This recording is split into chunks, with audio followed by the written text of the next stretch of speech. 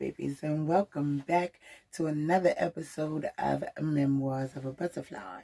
And today I have a bit of a story time, but first, honey, I just want to say thank you to all of my new butterfly babies. I truly appreciate all the love that you have been giving and all the well wishes and all the compliments. I love them. Keep them coming because I love it. And to all my butterfly babies that have been commenting on all of my videos, I thank you so much. I love how you girls voice your opinions. I'm never going to censor people. Just keep it cute. You hear me? Keep it cute. Yeah, okay. I would like to say I have been getting like an influx of unsubscribed watchers. What are you waiting for? Come on in, subscribe, join the family, honey. It's okay. I'm sure I have something you'll love. Okay? Also, feel free to inbox me and let me know what you want to see. I do some of everything, Miss Mamas. So, yes, honey, today we have a little story time for you girls. So stay tuned, love. Hey, girl. And hey, fellas, if y'all watching, okay? Today, we have a bit of a story time. Me and my husband were talking earlier about something, and it just reminded me of this story, and I hadn't thought about it or anything for a long time, okay? Okay, so basically, a little bit of a backstory, right? I had a friend, we're gonna call her Key. I've spoken about Key in other story times. If you want to go see that, most likely I will tag there right here. Okay. So yeah, Key, and we were super duper close, like super close, like, so we used to be together a lot, or whatever the case may be. And around this time, it's so hard to talk about because she was so like, but anyway, let's get right into this video, right? So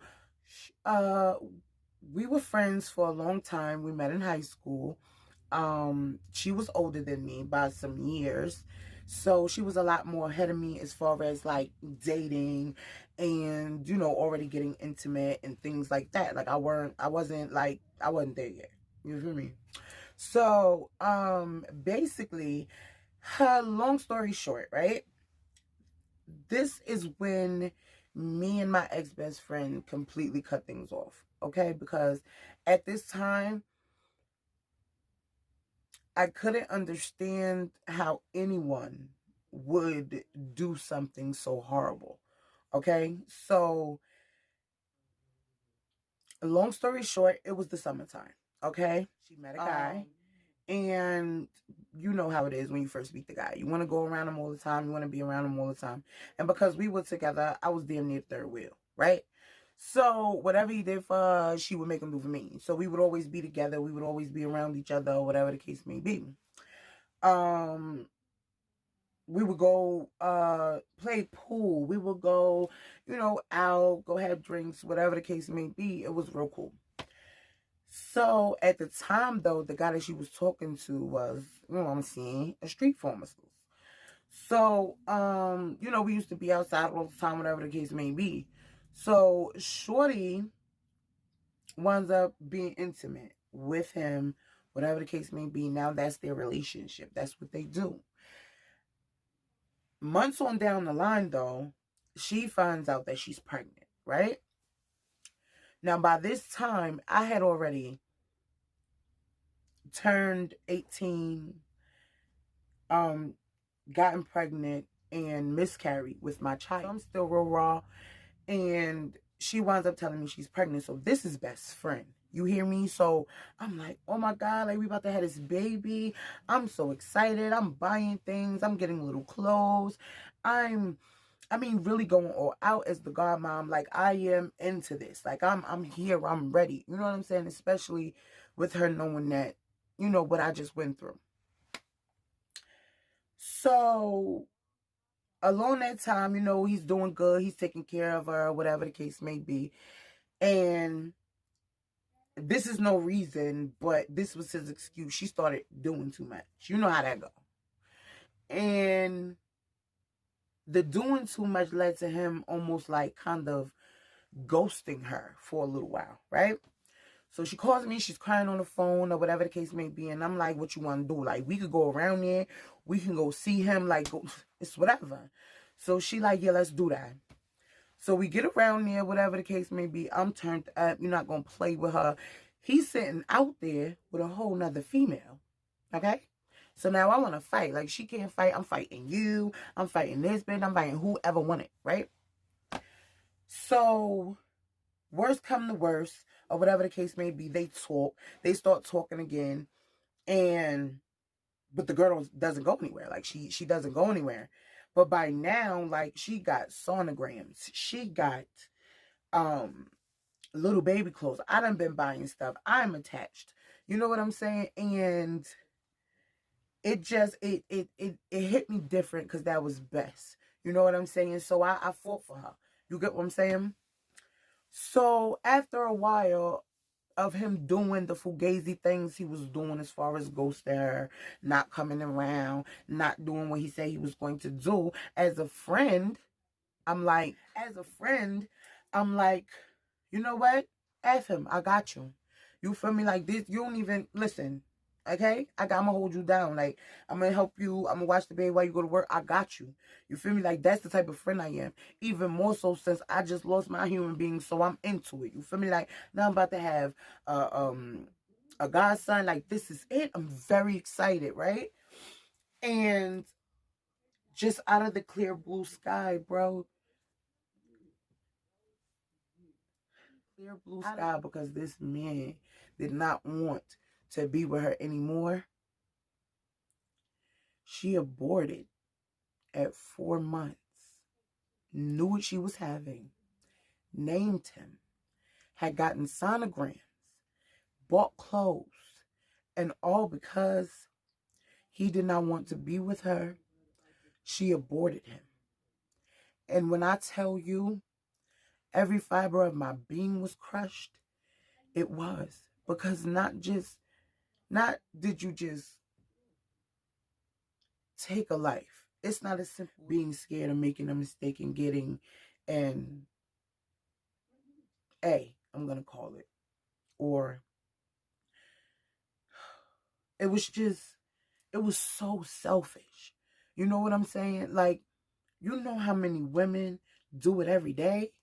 For you to know that I just lost a baby that I wanted, and then for you to go not too long after that happened and just randomly give him up and never say anything until I'm asking, you know, you been to the doctor? Is everything okay? I mean, because she stopped talking about it. She stopped wanting to say anything about it. I mean, that whole conversation just went somewhere else.